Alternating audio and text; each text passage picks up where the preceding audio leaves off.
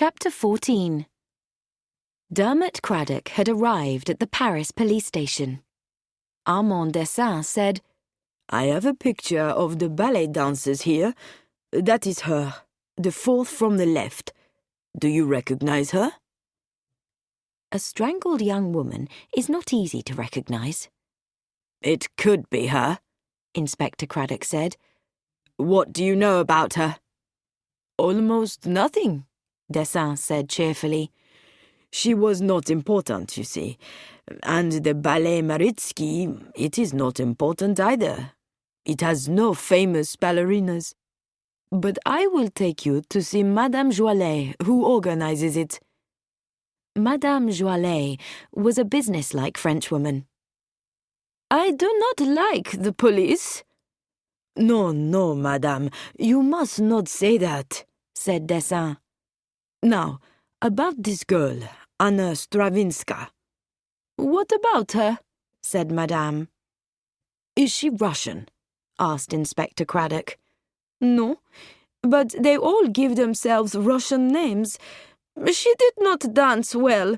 She was not good-looking." "Was she French?"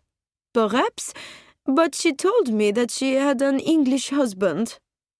"Was he alive or dead?" "Dead, or he had left her. These girls, there is always some trouble with men." "When did you last see her?" "I took my company to London for 6 weeks. Then we came back to France, but Anna did not come. She sent a message that she was going to live with her husband's family. I did not think it was true. I thought that she had met a man, you understand." Inspector Craddock nodded. "When was this?" "We returned to France the Sunday before Christmas, and Anna left 2 or 3 days before that." Madame Joilet paused. "Why do you want to find her?" "We think she may have been murdered." Madame Joilet turned away. "It happens. Ah, well, she was a good Catholic." "Did you know, madame, if she had a son?" "If so, I know nothing about it." Madame Joilet had nothing more to tell them. When they showed her the powder compact, she said Anna had one like that, but so had most of the other girls. They then interviewed some of the girls who had worked with Anna. "She liked to pretend things," one of them said. "She told stories about being a film star in Hollywood." Another girl said, "In London, she talked about a very rich man who was going to take her on a holiday around the world because she reminded him of his daughter who had died in a car accident." None of this was helpful. The only fact they knew was that on the 19th of December, Anna Stravinska had decided not to return to France, and that on the 20th of December, a woman looking a little like her had travelled to Brackhampton by the 4:33 train and had been strangled. And if the woman in the sarcophagus was not Anna Stravinska, where was Anna now?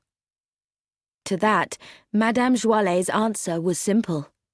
"With a man." And it was probably correct, Craddock thought. But there was one other possibility that had to be considered, because Anna had once said that she had an English husband. Had that husband been Edmund Crackenthorpe? It seemed unlikely, considering Anna's character. What was much more probable was that Anna had known Martine, and so it might have been Anna who wrote that letter to Emma Crackenthorpe.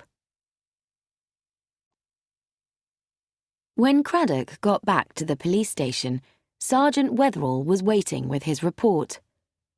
126 Elvers Crescent is rented to students.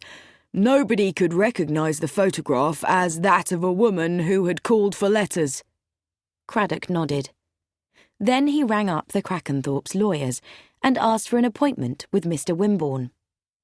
The next day he was taken into a room where Mr. Wimborne was sitting behind a large desk. What can I do for you, Inspector? This letter. Craddock pushed Martine's letter across the table. Mr. Wimborne looked at it. Yes, Miss Emma Crackenthorpe informed me about this yesterday morning. Extraordinary. I should have been asked about it when it arrived. I had never heard anything about Edmund getting married or having a son. What would she and the son expect to inherit, legally, if she could prove her claim? Craddock asked.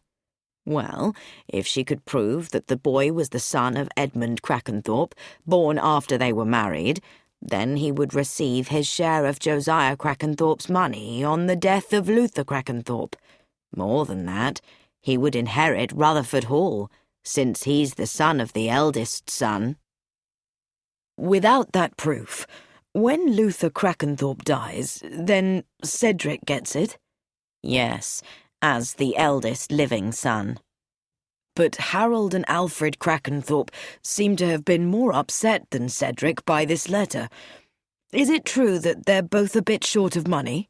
Craddock asked. Mr. Wimborne looked at him sharply.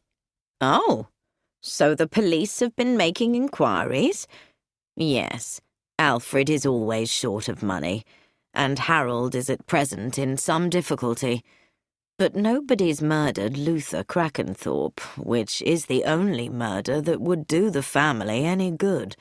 So really, Inspector, I don't see where your ideas are leading you.